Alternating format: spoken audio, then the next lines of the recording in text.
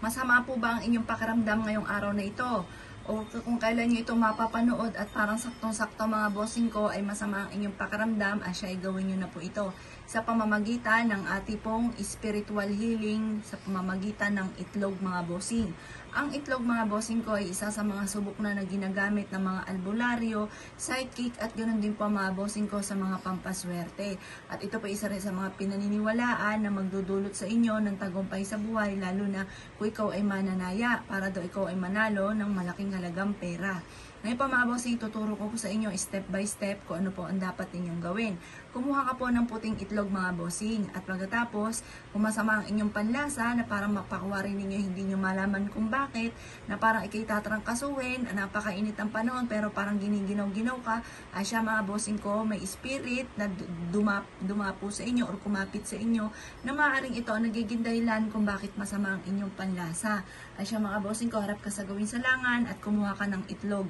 Mula ulo hanggang paa ay pagugulungin nyo po ito at paulit-ulitin ang sabihin ng salita na inaalis ko lahat kung ano man ang kumapit na kamalasan sa buhay ko or sa katawan ko. Ganun po mga bossing. Tinatapon ko na lahat ang mga kamalasan.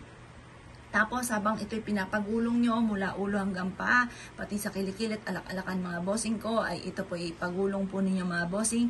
Ito po mga bossing ko, pagtapos ka na mag-wish, ito kumuha ka ng isang basong tubig at basagin nyo po itong ating itlog. Yan po, mahuhuli niyan yung mga spirit na maaaring kumapit sa inyo or yung kamalasan na kumapit po sa inyo. Or kaya po mga bossing ko, ikaw naman na isa sa mga mananaya, ang gawin nyo po ay ganito.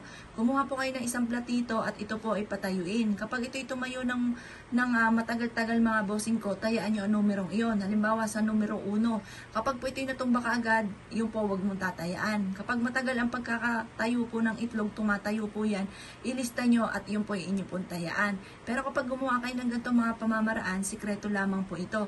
Kasi once na may nakakaalam ito mga bossing ko, hindi natutupad ang inyo pong mga kahilingan. Kaya kung kayo po'y gagawa ng ganito, hayaan nyo na muna na ginagawa nyo po ito ng pasimple at wala po nakakaalam para hindi walang kumontra at matupad kagad yung mga wini-wish. Matagal po mga bossing ko natutupad ang kahilingan kapag po may nakakaalam sa mga ginagawa po ninyo. At hindi rin lahat ng tao ay naniniwala sa ganito. Kaya kailangan mga bossing ko, kayo na lang nakakaalam. Kasi pag once na may kumontra sa inyong mga wini-wish na alam po nila mga bossing ko, kaya huwag nyo ipagsasabi, yan po mga bossing ko, masasayang lamang ang inyo pong effort. Gumawa ka ng ganito, nag-focus ka, tapos kinuwento mo sa iba, hindi sila naniwala, tapos na kontra. Kaya mas mainam mga bossing ko, isikreto nyo na lamang kung ikaw po mga bossing ko ay gagawa ng ganito mga pamamaraan. Maging sa spiritual healing, isikreto nyo na lamang, lalo-lalo na kung ikaw ay tataya. Kung ikaw ay naniniwala sa mga ganito mga pamamaraan at naisip po itong gawin, asya mga bossing, good luck po sa inyo po lahat.